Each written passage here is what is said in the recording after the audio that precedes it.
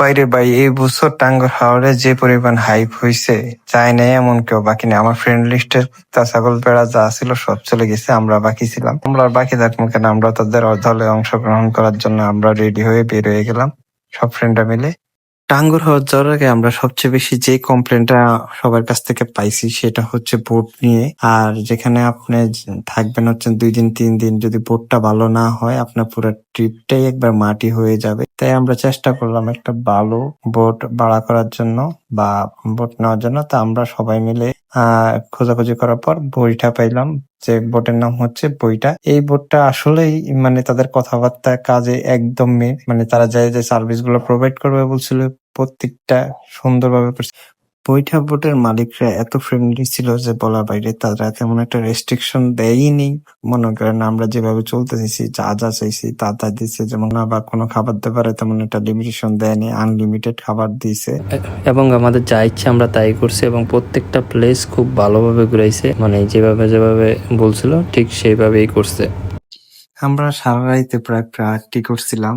বড় ভাইরা একটু নাচ গান করছিল, খুবই ভালো লাগছে। এবং সকালবেলা জম থেকে উঠে বোটের উপরে যে এত সুন্দর ভিউ দেখা যে ভালো লাগতেছিল। আর তার থেকে ভালো লাগছিল তারা সকালবেলা একটা চা দেয়, চাটা এত মজা ছিল যে জাস্ট একটু ফিল করে এরকম একটা ওপেন প্লেসে বসে আপনি চা খাইতেছেন এবং কি সুন্দর একটা পরিবেশ দেখতেছেন, চারদিকে শুধু পানি পানি আর উপরে শুধু আকাশ, মানে জাস্ট আমেজিং। এরপর আমরা সারাদিন আশেপাশে ভিউ দেখতে দেখতে আস্তে আস্তে আমাদের মেইন গন্তব্যের দিকে আগাচ্ছিলাম। তবে আমার কাছে দেখা সবগুলো প্লেসের ভিতর বেশি ভালো লাগছে জাদুকাটা নদী এবং নীলাদ্রি লেক, যে জায়গাটাকে বলে ওই লেকটা বেশি ভালো লাগছে। এই দুইটা একবার ছবির মতো সুন্দর। এবং জাদুকাটা নদী বেশি ভালো লাগার কারণ হচ্ছে ওই জায়গার পানি এত স্বচ্ছ ছিল। আর আমরা যেদিন গেছিলাম ওই দিন খুব গরম পড়ছিল, যার কারণে এখানে আমরা গোসল টোসল করি। আমাদের এত ভালো লাগতেছিল, পানিগুলো এত ঠান্ডা মনে হইতেছিল যে বরফের পানি। আর পানিগুলো হচ্ছে আপনারা যারা সেন্ট মার্টিন গেছেন, সেন্ট মার্টিন বা মালদ্বীপের পানি যেমন নীল, ঠিক সেই রকম ছিল পানিগুলো। টাঙ্গুয়ার হাওরের মধ্যে আমাদের সর্বশেষ প্লেস ছিল হচ্ছে শিমুল বাগান। তো শিমুল বাগানে ঢুকতে 50 টাকা লাগে। তবে এই সিজনে শিমুল বাগানটা বেশি একটা সুন্দর না। আপনার যদি যে সময় শিমুল ফুল ফুটে তখন ঘুরলে আরো বেশি সুন্দর লাগবে বা আরো বেশি ভালো লাগবে। তো দেখতে দেখতে আমরা ভিডিও শেষ পর্যায়ে চলে আসছি। আমাদের এই ট্রিপটাতে খরচ হয়েছিল 7,000 টাকা, যা বইটাতে আমরা বুক করছিলাম। এছাড়া এক্সট্রা কিছু খরচ ছিল, বাস ভাড়া বা A to Z, ওটা হচ্ছে পার্সোনাল খরচ। কিন্তু বোটটাতে আমরা যতক্ষণ ছিলাম বা খাবার থেকে A to Z ইনক্লুডেড 7,000 টাকা ছিল।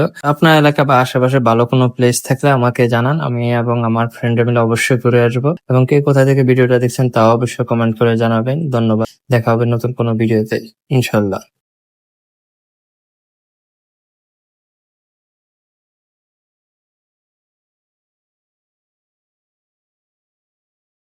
তো আজকে ভিডিও এই পর্যন্ত, আবারও দেখা হবে নতুন কোনো ভিডিওতে। আর আপনাকে কে কোথা থেকে দেখছেন এটা কমেন্ট করে জানিয়ে দেন, এবং আপনাদের বাড়ির আশেপাশে যদি ভালো কোনো প্লেস থাকে আমাকে অবশ্যই সাজেস্ট করুন। যদি সম্ভব হয় আমি ঘুরে আসবো ইনশাল্লাহ।